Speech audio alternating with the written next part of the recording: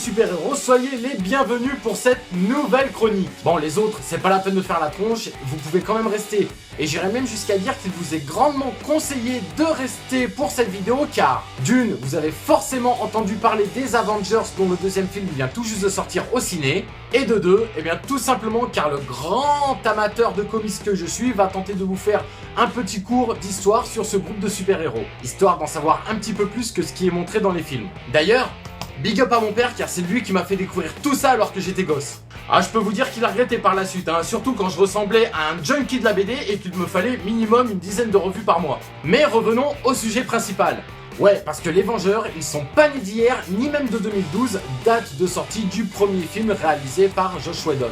Oui, à l'époque, quand j'étais gosse et que je lisais la BD, eh bien ça s'appelait Les Vengeurs et non pas les Avengers. Non mais allez-y, hein, traitez de moi de vieux con pendant que vous y êtes, hein. En fait, pour la petite parenthèse, le tout premier film sur les Avengers date des années 1970. Mais là, c'est tellement ridicule, rien qu'avec la bande-annonce, que je préfère le passer sous silence. Bon, allez, c'est plus fort que moi, je résiste pas. Mais matez-moi un petit peu ces looks de chiottes et constatez surtout que Iron Man ressemble davantage à Bender dans Futurama qu'à autre chose. Bref, parlons de la jeunesse du groupe. Les Avengers, création de Stan Lee et Steve Ditko, font leur première apparition en septembre 1963 dans le comics du même nom. Dans ce tout premier numéro, Loki, dieu de la fourberie et demi-frère de Thor, cherche à se débarrasser de ce dernier grâce à un plan impliquant un certain Hulk. Bon, je vous la fais courte, hein, mais au final, Iron Man s'en mêle, ainsi que l'Homme-Fourmi et la Guêpe. L'Homme-Fourmi que nous retrouverons au cinéma cet été dans le film Ant-Man, mais j'y reviendrai par la suite. Bref, toute cette joyeuse bande colle une branlée mémorable à Loki et décide d'unir leurs forces pour se débarrasser des menaces qu'ils ne pourront résoudre chacun de leur côté. En gros, l'union fait la force et hop, les Avengers sont nés. Ce n'est qu'à partir du 4e épisode que le comics intégrera Captain America, alors prisonnier des glaces et délivré par le groupe de super-héros, qui décide d'ailleurs, après une réflexion aussi rapide que la carrière de Cindy Sanders, de l'intégrer au groupe. Groupe dont il deviendra très vite le leader. Le mec normal, hein, il pionce pendant des décennies et à son réveil, hop, il a une promotion. Ça reste entre nous, hein. Mais je suis certain qu'il est passé sous la table, ou pire, qu'il a fait des trucs chelous avec Thor et son marteau. Par la suite, bon nombre de super-héros intégreront les rangs des Avengers, comme par exemple Œil de Faucon, la Sorcière Rouge et son frère Vif Argent, ou encore Hercule, le Chevalier Noir, Vision, Crystal, Circe, Miss Marvel, Spider-Man, Doctor Strange, Wolverine... Ah putain, ils sont nombreux les bougres, hein. En fait, on pourrait très bien aller jusqu'à dire que la plupart des super-héros Marvel font plus ou moins partie des Avengers.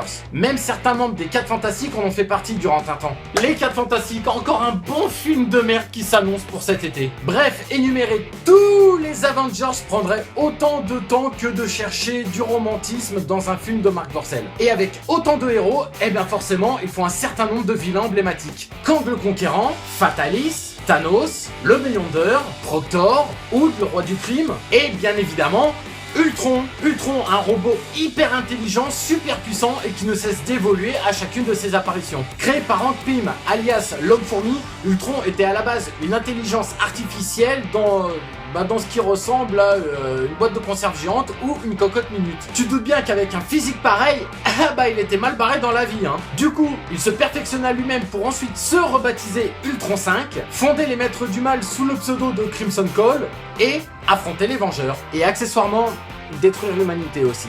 Non mais c'est l'adolescence ça, hein. Ton corps change, tu te cherches un petit peu, tu te rebelles. T'irais même jusqu'à taper un scandale à France Télévisions parce qu'ils ont déprogrammé Motus quoi.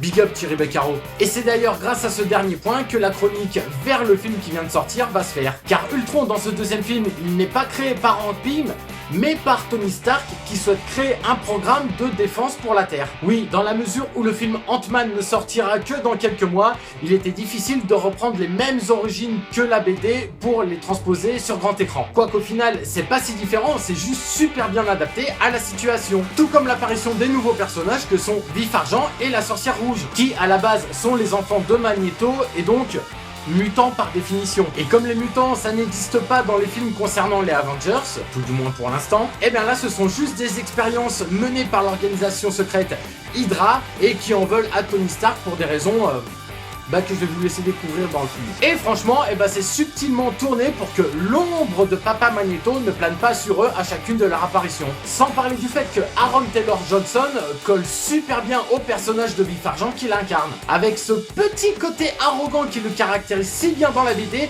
et qui manquait cruellement au Vif Argent interprété par Evan Peters dans X-Men Days of Future Past. Attention, je suis pas en train de dire qu'Evan Peters était mauvais dans le rôle de Vif Argent, Bien au contraire, l'une des scènes le mettant en vedette était juste un des plus gros kiffs du film. Aaron Taylor Johnson s'en sort mieux, mais encore une fois, ce n'est que mon avis perso. Par contre, je pense qu'on s'accordera tous, et là je parle de la jante masculine notamment, à dire que Elizabeth Olsen dans le rôle de la sorcière rouge...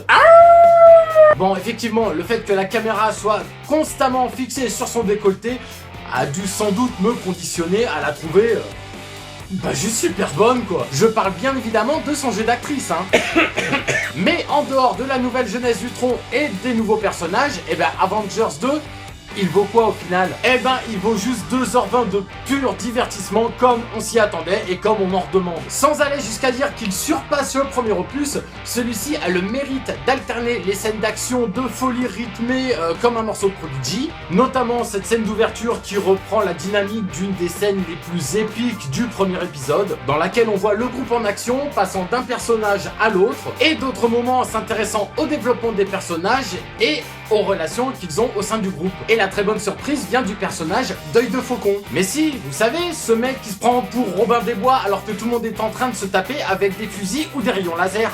Dans Avengers l'ère d'Ultron, on en apprend un petit peu plus sur sa vie, sur ses motivations personnelles. Bref, on a droit à un traitement de personnalité pour la plupart des personnages principaux. Et on a également droit aux prémices, mais vraiment les tout petits prémices de Civil Wars, le prochain épisode de Captain America qui verra différents camps de héros s'affronter entre eux. Mais bon, on risque de vous spoiler, je peux pas vraiment vous en dire plus. Vous m'en voudrez pas, Et on a également la très bonne surprise de voir des personnages issus d'autres films Marvel, ce qui nous a bien été caché lors des différentes bandes annonces. Bon, là encore une fois, vous comprendrez aisément que je ne peux pas vous gâcher la surprise, mais cela a une véritable importance qui prend tout son sens lors de la dernière scène du film. Ah, je vous donne envie d'aller le voir avec tout ça, j'ai envie de dire tant mieux, car Avengers l'ère d'Ultron se classe facilement dans le top des films Marvel, aux côtés de son prédécesseur ou du film Les Gardiens de la Galaxie. Ah, et aussi, pour éviter que vous perdiez votre temps comme j'ai pu le faire, pas la peine de rester jusqu'à la toute fin du générique. Pour une fois, il n'y a aucune scène post-crédit. Oui, je sais, il y a eu certaines rumeurs qui ont circulé sur internet comme quoi Spider-Man ferait enfin son entrée dans le Marvel Universe aux côtés des Avengers, et ce lors de la dernière scène post-crédit.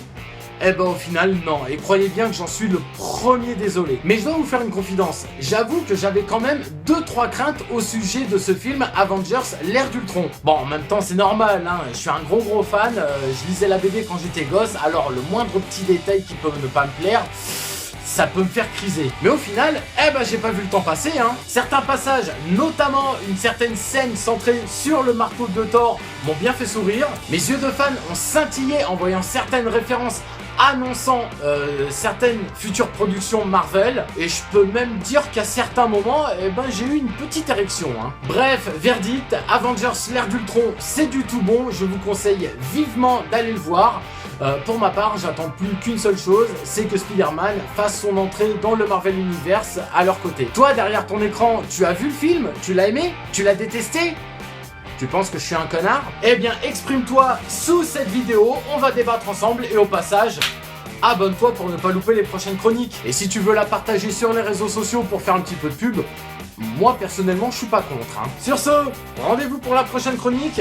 Moi pendant ce temps, je vais tenter de rallier des troupes pour m'aider à faire les prochaines vidéos. Vengeurs, rassemblement! Ouais, en gros je suis tout seul quoi. Vous me laissez encore une fois bien dans la merde. Bande de cons va.